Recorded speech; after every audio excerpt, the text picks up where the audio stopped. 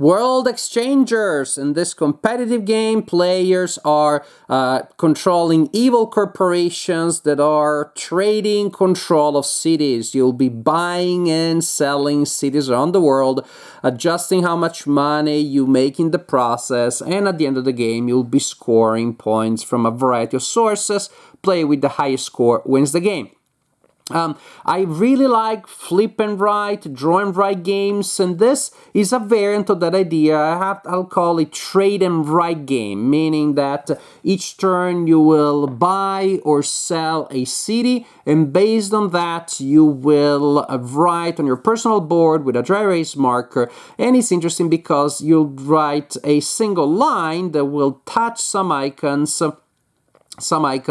and scoring you different things, giving you different advantages, and also in the process it will look like you are keeping track of the different amounts of money that your company, your corporation is making or losing.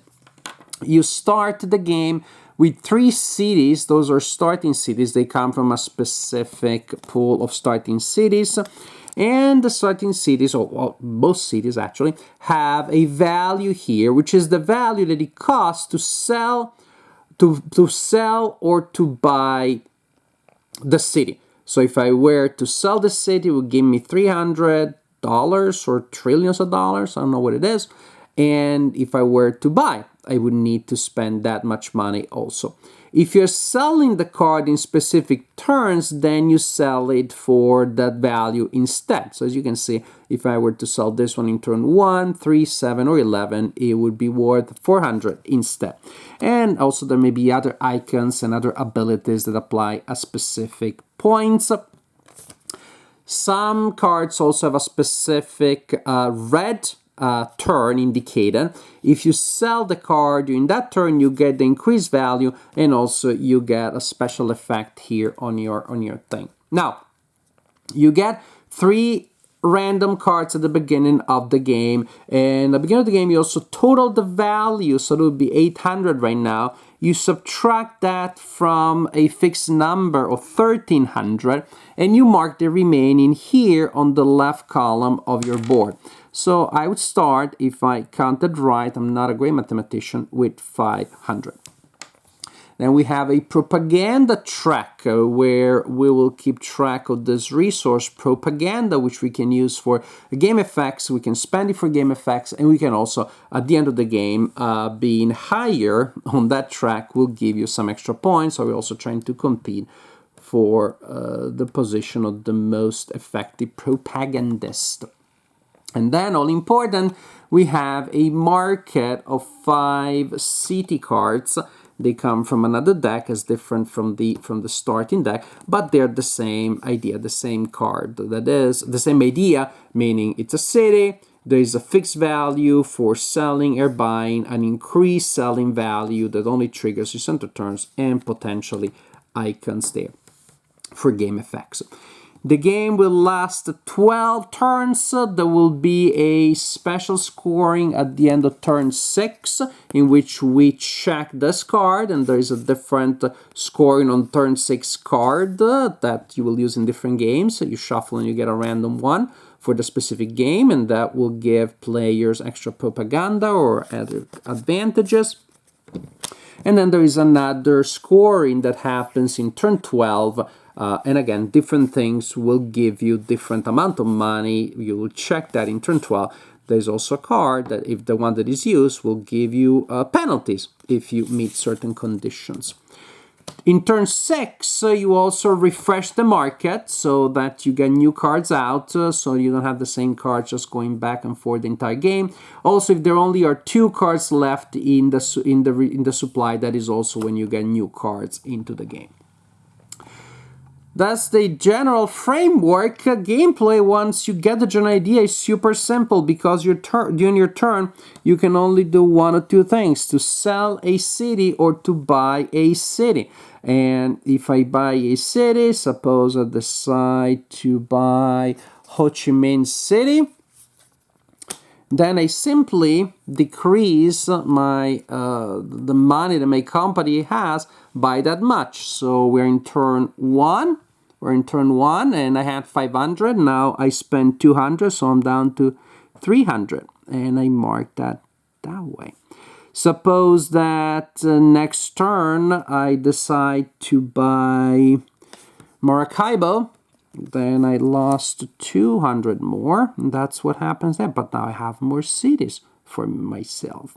And then in turn 3, I decide to sell Dallas. Since it is turn 3, then that Dallas makes me 400. So I go back to 500. And I draw the line like that. The icons that I'm touching there are important for scoring purposes at the end of the game. But I sold Dallas, so I can't have it anymore. Remember that there were cities that we said if you sell them at a specific time, they have that red icon there. Suppose that I've been playing and this is what I've been doing, and I've been doing this, and I've been doing that, etc., etc., etc. And now we're in turn 6, and I'm selling this one. If you sell it at that time, and that will give me 300. Ooh, I'm also touching that thing. I get a ring. That means I get to draw a ring around the space where I am and to collect, instead of just... Basically, you collect the icons that you touch with your line. With the ring, you collect all the icons that are indicated that you touch with the ring. And then next turn I buy something, and so I go down, I buy something super expensive because I want to actually touch that icon maybe, and so on and so forth. So as the game progresses, you know, at the end of the game it may look kind of like this. There you go. And at that point, sit back, relax, and start scoring points, because there's a lot of things that we need to score. We're gonna score the values of the cities that we have. These icons here that we see, that we touched, each is worth the number of cities of that kind that you have. So for example, right now I have 2 blue cities. So at the end of the game, each blue icon that I touch is worth $200 million, or million, trillions, billion, gajillion dollars, or $200. I don't know. So each icon is worth, again, the number of cities that you have of that kind. So you want to touch the icons and also get to collect stuff. When we touch the propaganda icon, that is when we advance on the propaganda track, by the way, in case you wondered. Then we have here the number of, we count again the value of the cards, the scoring card, scoring 12, remember that's when we add that. We have the value, how many of these we touched. These are, we need to touch exactly, not just, we need to stop on one of those symbols there. And again, depending on how many we stopped on exactly, we get that. The different kinds of values here. Oh, I forgot about again the propaganda value, and then I forgot about this one here. Once per game, you can mark this icon here. Once per game, you can mark this icon here. It means that turn you can sell 2 cards, and once per game you can mark that box there, and you can buy 2 cards. It's the other way around: buy 2 or sell 2, but that's still the idea there. So, add the value from your cards, from how much money you have at the end, from all of these sources, total it all together, and the player with the most points wins the game. This is the game.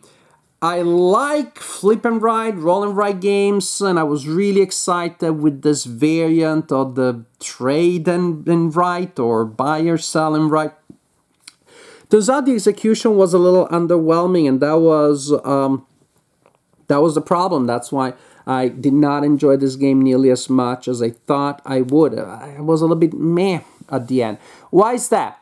Because the game is both too simple and too complicated for what it is. It's somewhere in between light fillers of the flip and write persuasion and more complicated ones.